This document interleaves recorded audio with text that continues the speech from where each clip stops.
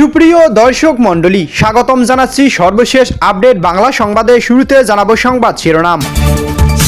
শুরুতে জানিয়ে দেব, নরেন্দ্র মোদীর ম্যাজিকে বাংলাদেশে ফিরছেন শেখ হাসিনা। চলছে জল্পনা কল্পনা, থাকছে বিস্তারিত প্রতিবেদনে। জানিয়ে দেব, নিজেকে প্রধানমন্ত্রী বলা কেন বন্ধ করলো জননেত্রী শেখ হাসিনা। বিএনপির সঙ্গে সমঝোতা হয়ে গেল নাকি, চাঞ্চল্যকর তথ্য ফাঁস, থাকছে বিস্তারিত।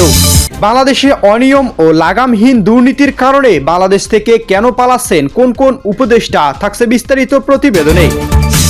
এবং সর্বশেষ জানিয়ে দেব, জুলাই সনদ মানব না, জামাত ইসলাম ও এনসিপির সঙ্গে যুদ্ধে বাংলাদেশ জাতীয়তাবাদী দল বিএনপি।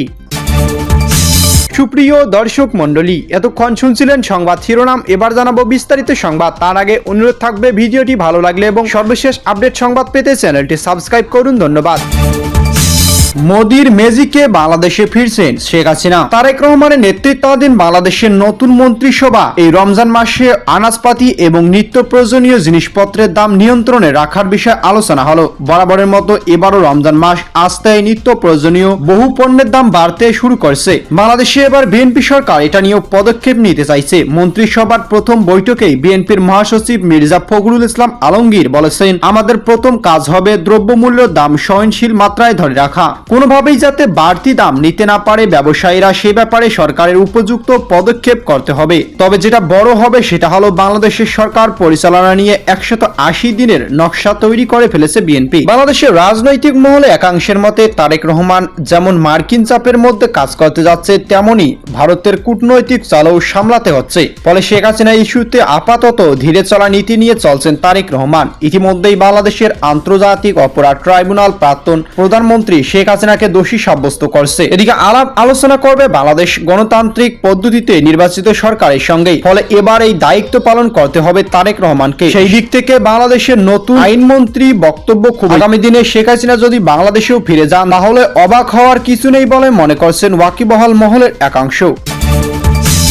এদিকে নিজেকে প্রধানমন্ত্রী বলা কেন বন্ধ করলেন শেখ হাসিনা। বিএনপির সঙ্গে সমঝোতা হয়ে গেল নাকি। ভারতের গান্ধী পরিবারের পাকিস্তান, শ্রীলঙ্কার বন্দর নায়েক পরিবারের মতো বাংলাদেশে এবার জিয়া পরিবারের 3 সদস্যের দেশ শাসনের ভার হাতে তুলে নিলেন। এদিকে তারেক রহমান জিয়া বাংলাদেশের 9তম প্রধানমন্ত্রী হিসেবে শপথ নেওয়ার পর এই নজির গড়লেন তিনি। বাংলাদেশের জিয়াউর রহমান ছিলেন রাষ্ট্রপতি তথা সেনানায়ক, খালেদা জিয়া ছিলেন বাংলাদেশের প্রথম মহিলা প্রধানমন্ত্রী এবং তাদের পুত্র তারেক রহমান জিয়া হলেন প্রধানমন্ত্রী। মজার বিষয়, এখনো বাংলাদেশে ক্ষমতাচ্যুত প্রধানমন্ত্রী তথা আওয়ামী লীগের সর্বোচ্চ নেত্রী শেখ হাসিনা তারেক রহমানকে শুভেচ্ছা বা অভিনন্দন পর্যন্ত দেননি, যেখানে তিনি প্রতিনিয়ত সোশ্যাল মিডিয়ায় নানা প্রশ্নের বিষয়ে মনোভাব জানিয়ে আসছিলেন। তিনি কিছু আশ্চর্য রকম চুপ। বাংলাদেশের প্রধানমন্ত্রী হিসেবে শপথ নেওয়ার পর থেকেই তারেক রহমানকে দলের তরফ থেকে শেখ হাসিনার অভিনন্দন জানিয়ে বার্তা দেওয়া উচিত কিনা তা নিয়েও আওয়ামী লীগের অন্দরে আলোচনা হচ্ছে। এ নিয়ে দলটির মধ্যে দোসলায় বর্তমান জানা গিয়েছে।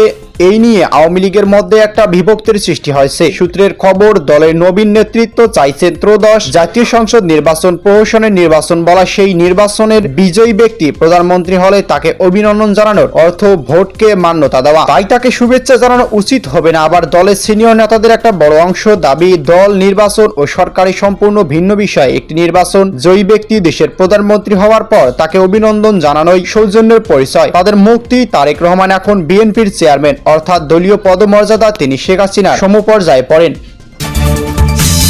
এদিকে বাংলাদেশ থেকে পালাচ্ছেন কোন কোন উপদেষ্টা। বাংলাদেশের নতুন মন্ত্রিসভায় শপথের মধ্য দিয়ে শেষ হলো মোহাম্মদ ইউনূসের অন্তর্বর্তী সরকার সমালোচিত এবং বিতর্কিত 1.5 বছরের শাসনকাল। এই উপদেষ্টা মণ্ডলীর মধ্যে মাত্র একজন তারেক রহমানের মন্ত্রিসভায় ঠাঁই পেয়েছেন, বাকিদের ভবিষ্যৎ অনিশ্চিত। বাংলাদেশ জুড়ে রটনা। ইতিমধ্যে বহু উপদেষ্টা ও বিভিন্ন কমিশন, গুরুত্বপূর্ণ পদাধিকারী দেশ ছাড়তে তৎপর। এরই মধ্যে কয়েকজন নাকি ইতিমধ্যেই গোপনে বাংলাদেশ ছেড়েছেন, বাকিরাও সুযোগের অপেক্ষায়। 2024 সালের 5 আগস্ট ছাত্র জনতার অভ্যুত্থানে আওয়ামী লীগ সরকারের পতনের পর ওই বছরে 8 আগস্ট নোবেল বিজয়ী মোহাম্মদ ইউনূসের নেতৃত্বাধীন অন্তর্বর্তী সরকার গঠিত হয়েছিল।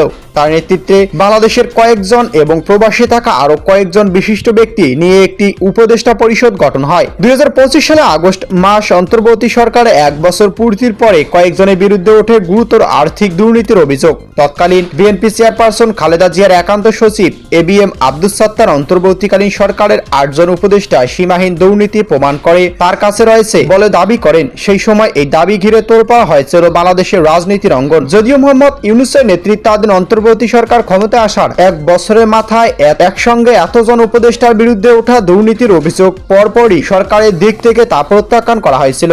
আসলে বাংলাদেশ তখন ইউনূসের রাজ, এই গণমাধ্যম বা অন্যান্য মাধ্যম তা নিয়ে আর খুব বেশি হইচই হয়নি। আল জাজিরা টিভির সাংবাদিক বাংলাদেশ জুলকারনাইন শাহের দিন দুয়েক আগেই একটি ফেসবুক পোস্টে দাবি করেছিলেন দুই উপদেষ্টা দেশ ছেড়েছেন। জানা গেছে প্রধান উপদেষ্টার বিশেষ সহকারী দায়িত্ব পালন করা এবং বাংলাদেশের ডাক, টেলিযোগাযোগ ও তথ্য প্রযুক্তি মন্ত্রণালয় এর দায়িত্ব থাকা ফয়েজ আহমেদ তৈয়ব ইতিমধ্যেই দেশ ছেড়েছেন। তিনি তার পরিবারের কাছে নেদারল্যান্ডসে ফিরে গেছেন। এরকম বহু উপদেষ্টা আছেন যারা তাদের ডিপ্লোম্যাটিক পাসপোর্ট জমা দিয়ে পুরনো সাধারণ পাসপোর্ট ফিরে নিয়েছেন। কেউ কেউ চীন বা কেউ মধ্যপ্রাচ্য হয়ে বিদেশে পালানোর শখ করছেন বলেই খবর। এর কারণ হিসেবে উঠে আসছে এক অডিট প্রসঙ্গ।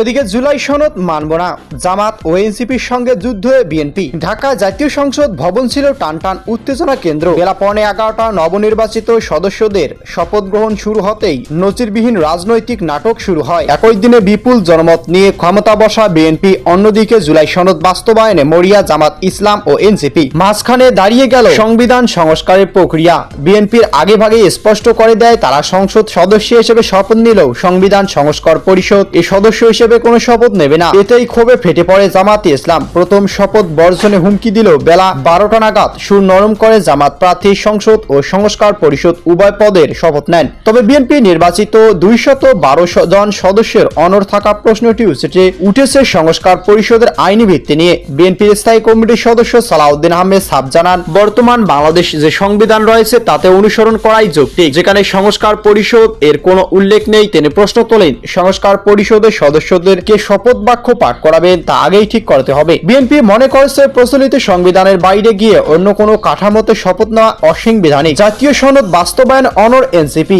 এই সনদে প্রধানমন্ত্রী ক্ষমতা কমিয়ে রাষ্ট্রপতির ক্ষমতা বাড়ানো এবং দ্বিকক্ষ বিশিষ্ট আইনসভার কথা বলা হয়েছে।